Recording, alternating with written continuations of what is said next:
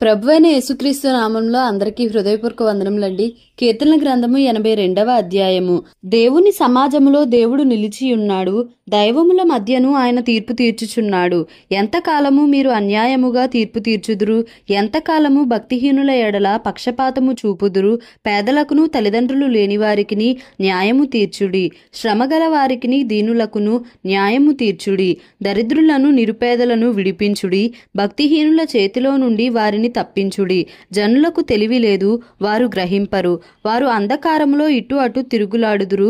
దేశమునకున్న ఆధారములన్నీయు కదలుచున్నవి. మీరు దైవములనియు మీరందరూ సర్వోన్నతుని కుమారులనియు నేనే సెలవిచ్చియున్నాను. అయినను ఇతర మనుషులు చనిపోవునట్లు మీరును చనిపోవుదురు. అధికారులలో ఒకడు కూలునట్లు మీరును కూలుదురు. దేవా లెమ్ము, భూమికి తీర్పు తీర్చుము. అన్యజనులందరూ నీకే స్వాస్యముగా ఉందురు. కీర్తనల గ్రంథము 83వ అధ్యాయము. దేవా మౌనముగా ఉండకుము, ఊరకుండకుము.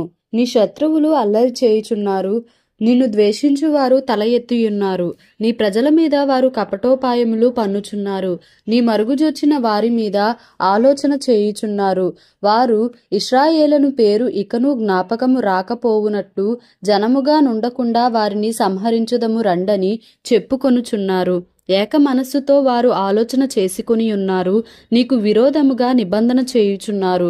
గుడారపు వాసులైన ఎదోమీయులను, ఇష్మాయేలీయులను, మోయాబీయులను, హగ్రీయులను, గెబలు వారును, అమ్మోనీయులను, అమాలేకీయులను, ఫిలిస్తీయులను, తూరు నివాసులను నీకు విరోధముగా నిబంధన చేసుకొని ఉన్నారు.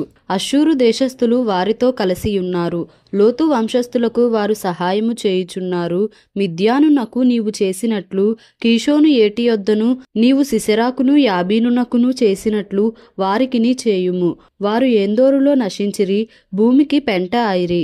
ఓరేబు జయేబు అను వారికి నీవు చేసినట్లు వారి ప్రధానులకును చేయుము. జబహు సల్మున్నా అను వారికి చేసినట్లు వారి సకల రాజులకును చేయుము. దేవుని నివాస స్థలములను మనము ఆక్రమించుకొందమని వారు చెప్పుకొనుచున్నారు. నా దేవా, సుడి తిరుగు ధూళి వలెను గాలి ఎదుటి వగుడాకుల వలెను వారిని చేయుము.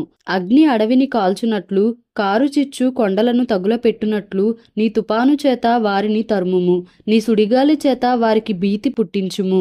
యెహోవా, వారు నీ నామమును వెదకునట్లు వారికి పూర్ణావమానము కలుగజేయుము. వారు నిత్యము సిగ్గుపడి భీతి నొందుదురుగాక, వారు భ్రమసి నశించుదురుగాక.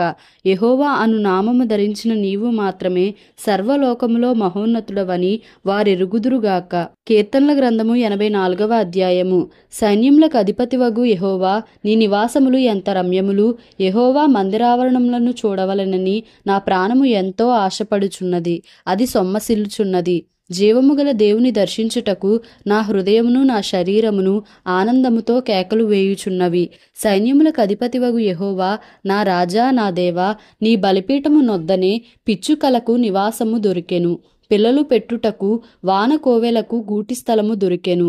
నీ మందిరమునందు నివసించువారు ధన్యులు, వారు నిత్యము నిన్ను స్తుతించుదురు. నీ వలన బలమునందు మనుష్యులు ధన్యులు, యాత్ర చేయు మార్గములు వారికి అతి ప్రియములు. వారు బాకాలోయలో బడి వెళ్ళుచు దానిని జలమయముగా చేయుదురు. తొలకరి వాన దానిని దీవెనలతో కప్పును. వారు నానాటికి బలాభివృద్ధి నొందుచు ప్రయాణము చేయుదురు.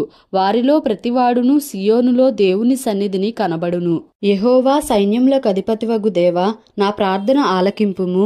యాకోబు దేవా, చెవియొగ్గుము. దేవా, మా కేడెమా, దృష్టించుము.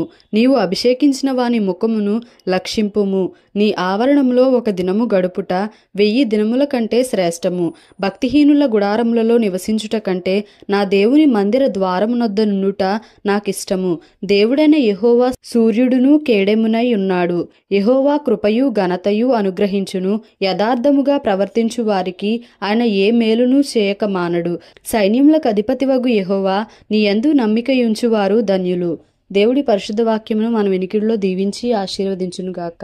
Amen. Please like, share and subscribe for more videos.